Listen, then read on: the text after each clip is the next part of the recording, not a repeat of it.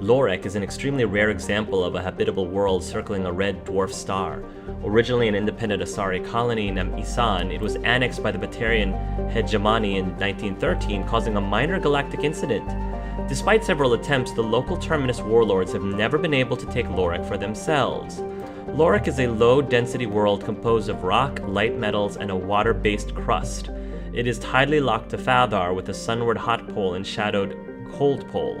Water on the sunward side evaporates quickly, traveling over the islands of the habitable Terminator Zone in the form of massive, fast-moving thunderstorms, and finally settling as snow on the frozen dark side.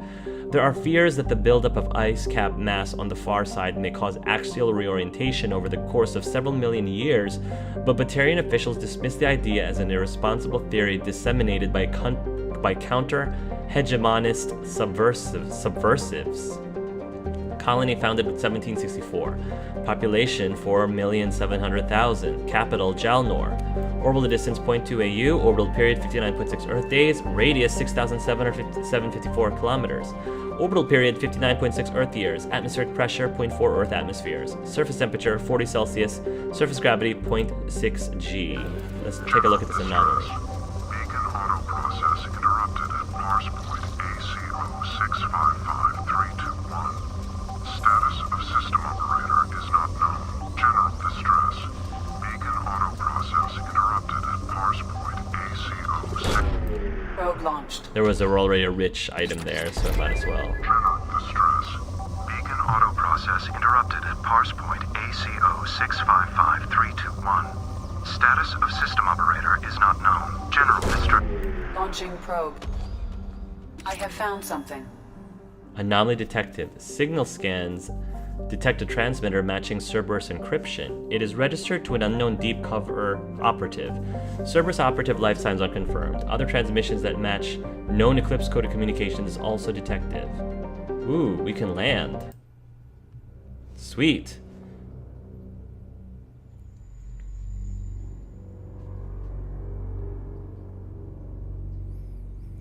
I'm not really sure who I want to bring with me from this one.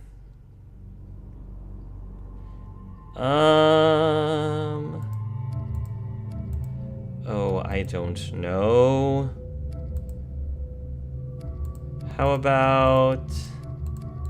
Let's bring Morden. Let's bring Morden. And I'm just gonna bring Legion to virtually everything because I just love Legion that much. We're good.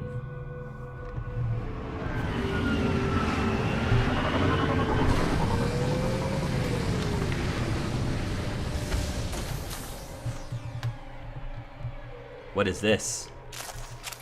Ooh. Make sure we're leveled as well as we can. Yeah, we are.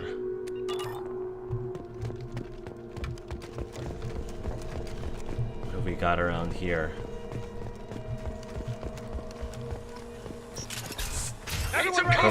Recover the stolen data and upload it to Cerberus.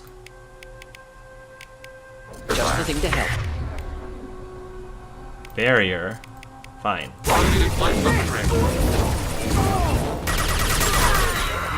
There we go. Nicely done. You're dead. Another Eclipse to Trooper.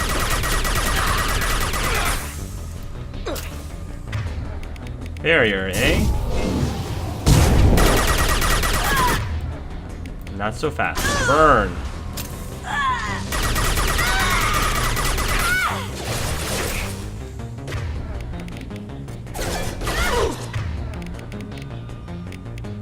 Targeting order processed. Come on.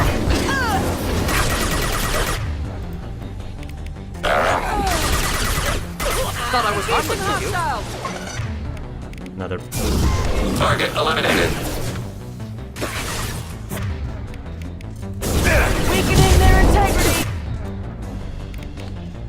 Not so fast.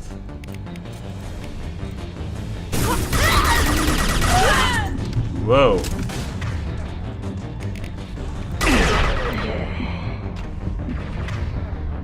Take care of that Vanguard. Here, enjoy. Thank you.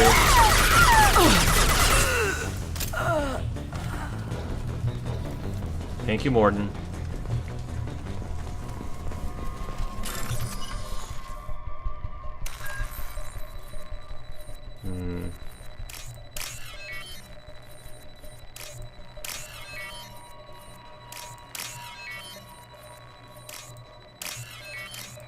There we go.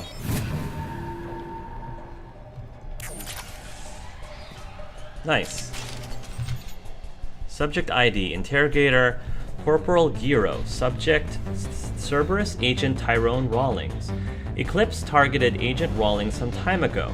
We know Rawlings is connected to the encrypted data we acquired. The data could conclusively prove Cerberus's involvement in Rachni experiments. We believe Rawlings possesses a cipher that can be used to decrypt the data. Without his cipher, the data could take years for Eclipse to decode. Subject captured. Interrogator Corporal Giro. Subject Cerberus Agent Tyrone Rawlings. Agent Rawlings proved difficult to capture. Having insinuated himself on a ship bound for the Attican Traverse, he had won over the loyalty of the ship's crew, who believed him to be a human dignitary on a mission of discovery. Our own agents managed to disable the ship and hobble its defenses long enough to extract Agent Rawlings. We lost a lot of men to obtain this asset. This data had better be worth the expense. Subject interrogated, Corporal Giro. Subject Cerberus Agent Tyrone Rawlings. The interrogation has failed. Despite some of our most advanced interrogation techniques, Agent Rawlings managed to evade our questions. When we applied more invasive methods, he proved resistant to those as well. Eventually, Agent Rawlings' resistance caused tempers to flare. We consider it unfortunate that Agent Rawlings did not live to pass on the cipher.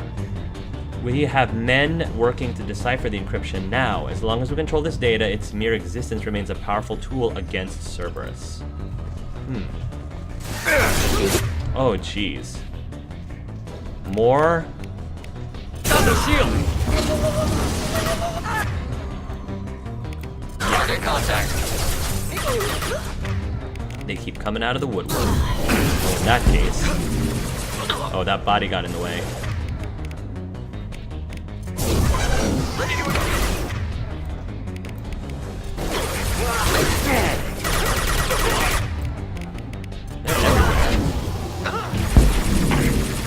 There we go.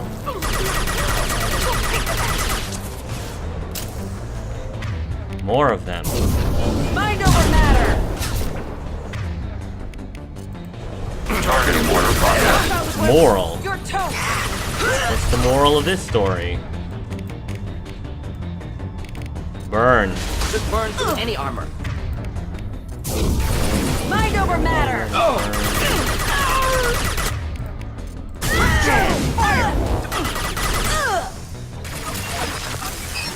You die next!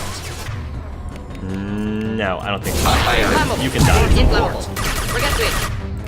Doesn't matter.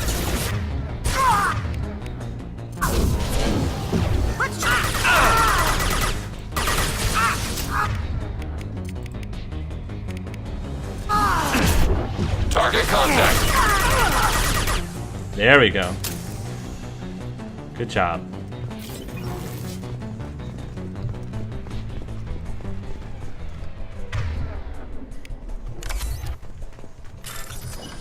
Bypass this safe.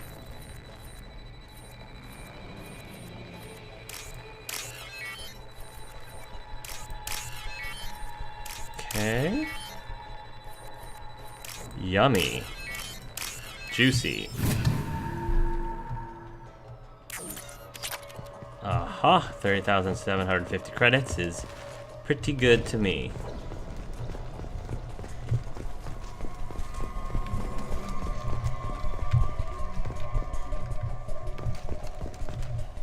Is that it?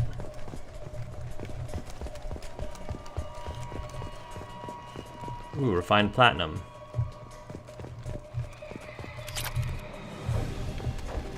Beautiful.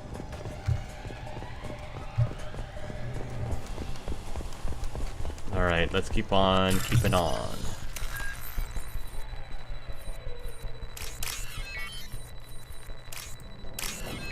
There we go.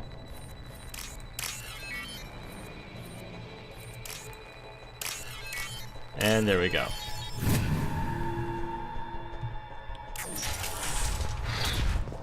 Whoa. Whoa. This is all sorts of messed up. This must be Rawlings. Oh my goodness. They tortured this poor man. And by poor, I mean Cerberus man. This computer contains the encrypted intelligence extracted from the captured Cerberus agent. The information could adversely affect Cerberus if it were ever circulated publicly. Upload data to the Alliance, upload data to Cerberus, recover data for yourself.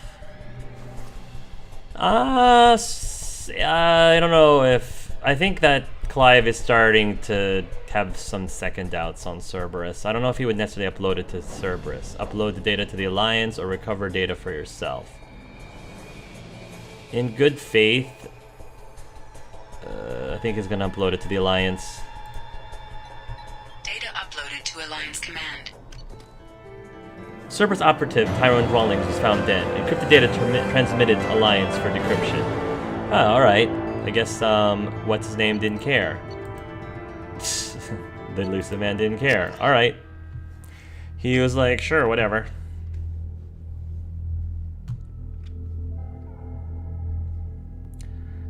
Quick and easy.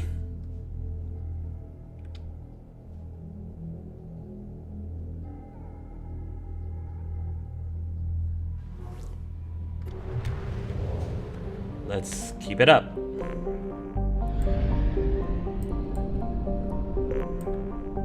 Unexplored. Dorgal. The surface of Dorgal is an ethane-soaked mush. The planet hovers near the boiling point of the hydrocarbon and supports a diverse, if simple and slow-moving, carbon-based ecology. The planet's gravity is strong enough to retain an atmosphere of molecular nitrogen and carbon monoxide, but the methane that dominated billions of years ago has since been lost. Orbital distance 0.54 AU, orbital period 0.7 Earth years, radius 3,521 kilometers, day length 51.4 Earth hours, atmospheric pressure 0.43 Earth atmospheres, surface temperature negative 88 Celsius, surface gravity 0.44 G.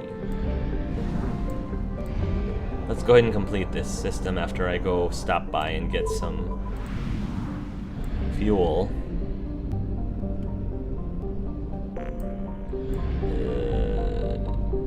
Let's get some fuel.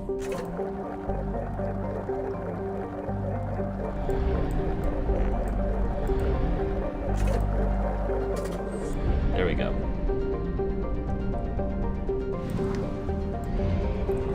And let's go to Batala. Because we can.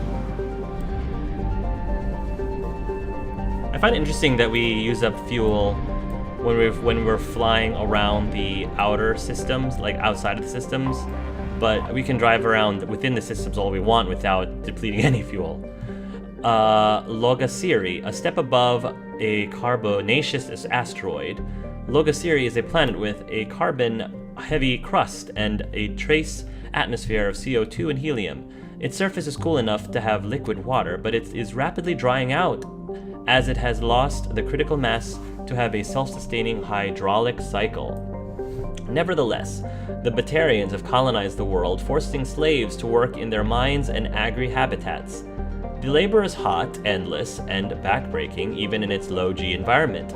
Every horror story told by slaves elsewhere in the cluster seems to be topped by one from Logasiri. The most famous is that of the slaver Silparan, who worked to death 420 slaves over the course of a galactic standard year, and ground up their bodies for compost in his greenhouses. Wow, really? He was eventually poisoned by his wife, but his shadow and his business model still hangs over the miserable planet. Goodness gracious, some of these codexes are dark. Orbital distance 0.6 AU, orbital period 0.5 Earth years, radius 5,017 kilometers. Day length 49.7 Earth hours, atmospheric pressure trace, surface temperature 56 Celsius, surface gravity 0.5 G.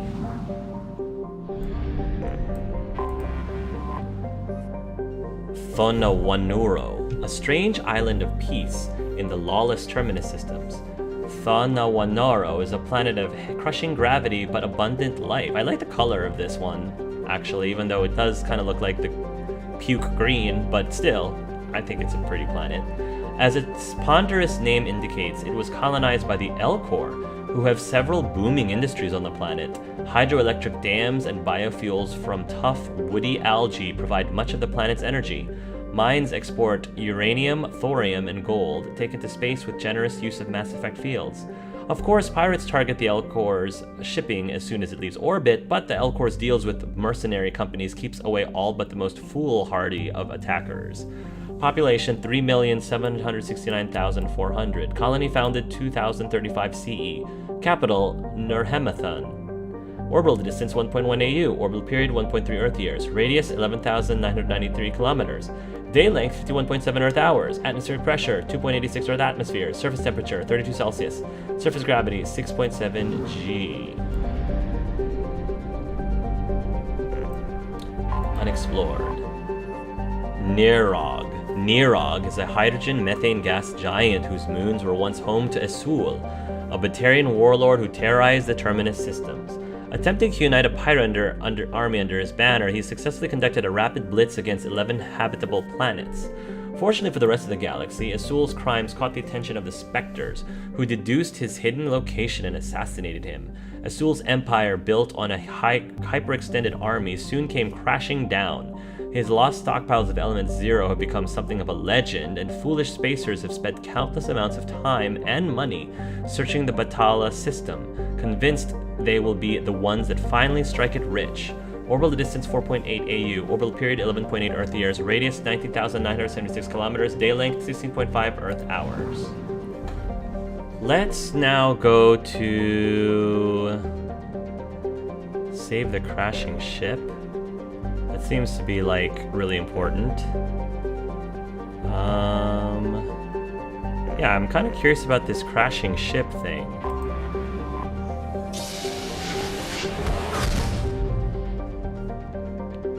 Can't have that. MSV Broken Arrow. Save the crashing ship. Sure. Anomaly detected. Scans detect a rapidly decaying derelict ship in orbit over planet Jonas. Registration matches the MSV Broken Arrow. Ship's manifest note volatile munitions cargo on board. If left undisturbed, the ship's trajectory will lead to impact with Jonas. High probability with the crash site will be far gone. Jonas's largest human colony. Geth signatures detected aboard the MSV Broken Arrow. Geth, eh? Let's board.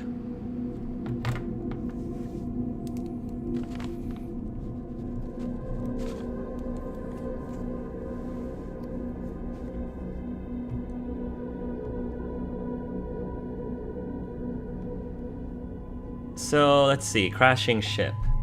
I think we're going to bring... Somebody needs a hero. I kind of want to teach Grunt a little bit of compassion. So I'm going to bring him along. And... Wow, Grunt. Yeah, you definitely need that. You definitely need that. Improve fortification duration, or increase fortification strength to absorb more damage.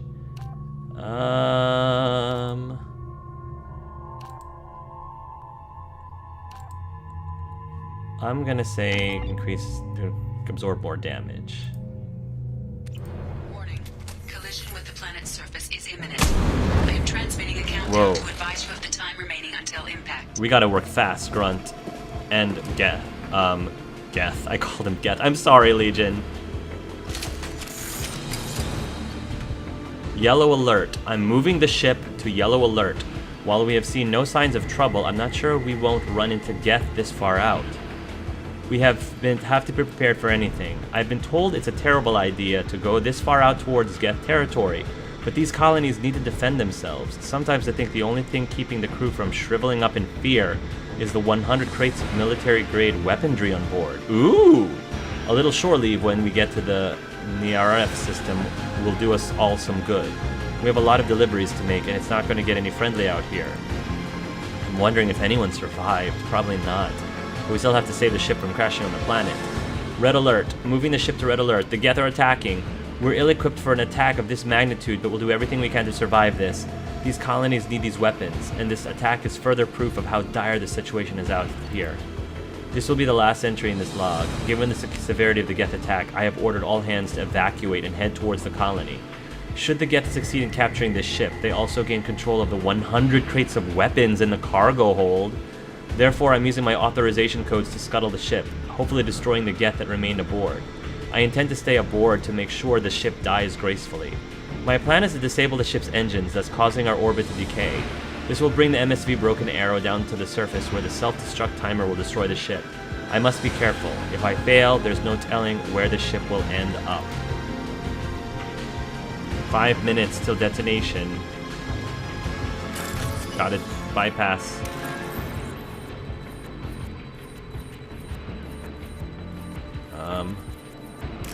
There we go. Goodness gracious.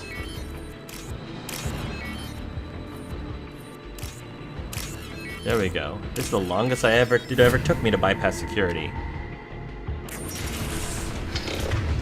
Alright. No more Mr. Nice Guy. Hack that one.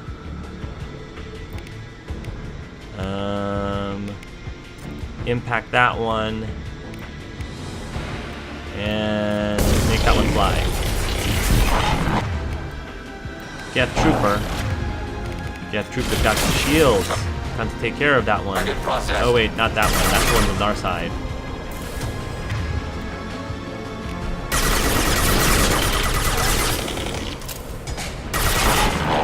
Sorry. Navigation status. Navigation offline. Life support status. Systems damage. Hull breach detected. Local atmosphere venting to space. Failing. Engine status. Engines disabled. To restore power, re-engage the power couplings. Warning, atmospheric entry detected. Impact with planetary surface immediate. We need to get there. Pronto. Prompto. Ooh, iridium. Engine room sealed. Override. Cool. A little more than 4 minutes till impact.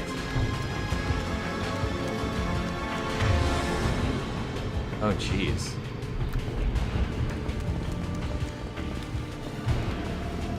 Oh, we gotta work quickly.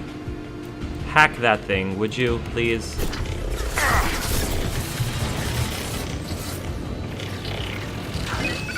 One coupling.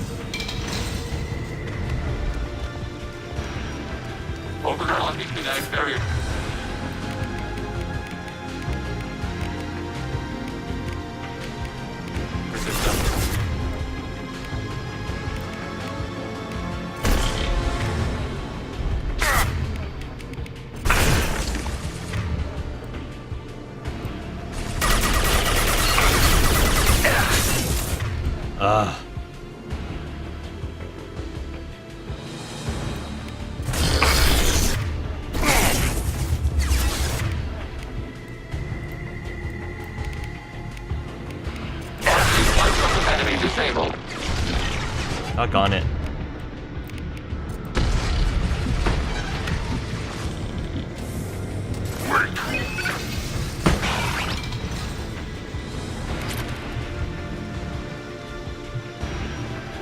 Gotta make my way over to this side.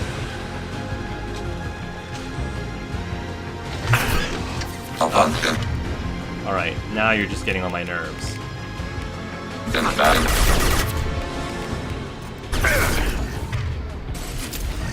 Keep them distracted for me, please.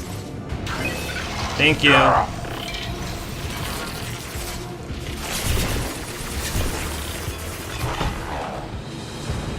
Restart the engines. Start the bypass.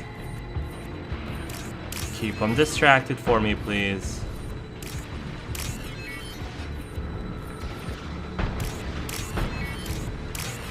Oh yeah, woo!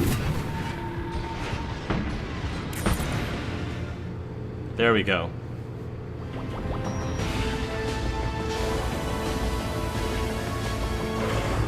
Nicely done.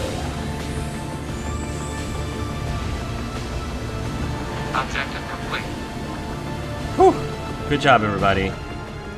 Stabilize the MSV Broken Arrow. Remaining Geth disengaged. The colony is safe. Experience, credits, iridium. Very good. Good. We've done another good deed. Wunderbar.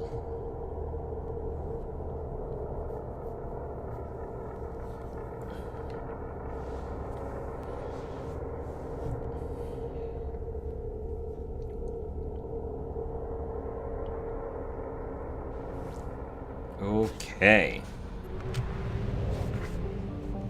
Let's keep it up. Unexplored. This is the Narif. Jonas. Jonas, a methane ammonia ice giant, is being developed as a fuel depot serving the Pylos cluster. Eldfell Ashland Energy has established a base on one of its moons to crack water ice into hydrogen and oxygen and skim helium-3 from its atmosphere. Jonas is also believed to be an extrasolar planet captured by its star. From orbit, Normandy's sensors can pick out a hand-painted sign some waggish employee has left outside the complex. Last chance fuel for 100 light years.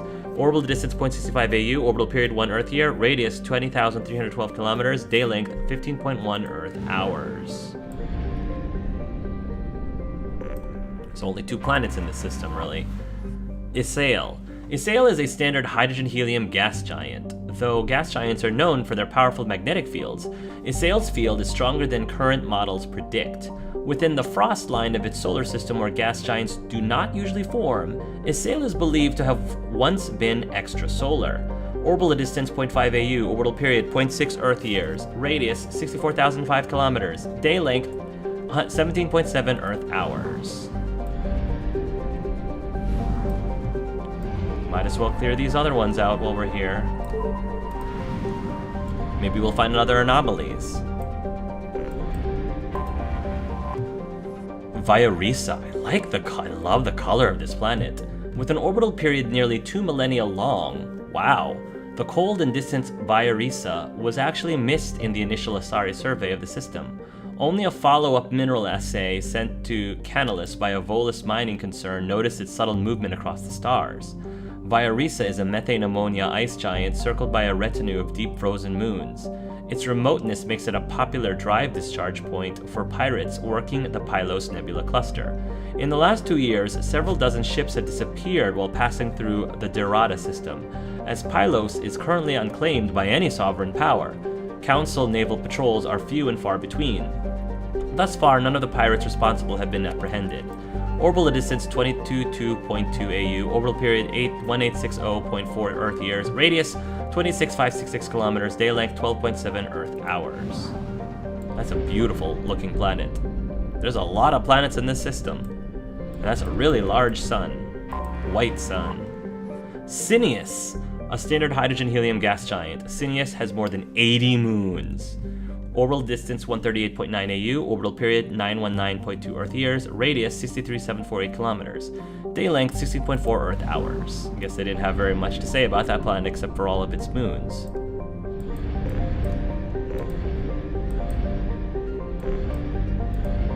Oh, come on. Zeth. Zeth is a common hydrogen-helium gas giant. An abundance of sulfur in the upper atmosphere gives it distinct yellow stripes. Orbital distance 69.5 AU, orbital period 352.2 Earth years, radius 60,327 kilometers, day length 14.8 Earth hours. You can tell this was a system the devs didn't take very much time on. There's a lot of planets, and yet their descriptions of the planets are super short. Canalus is smaller than Earth, but has unusually high density. The high level of tectonic activity indicates that the density is caused by an abundance of radioactive materials in the core. These, combined with the planet's unusually high rate of spin, raise the planet's internal temperature and cause volcanism. While several companies performed the mineral assays in the late 2170s, the world's geological instability precluded development. Orbital distance 46.3 AU. Orbital period 176.8 Earth years, radius 4,618 kilometers, day length 9.8 Earth hours, atmospheric pressure 0.83 Earth atmosphere, surface temperature 99 Celsius, surface gravity 0.85 G. Whoa. Is that a Geth? Launching probe. Scans have found something.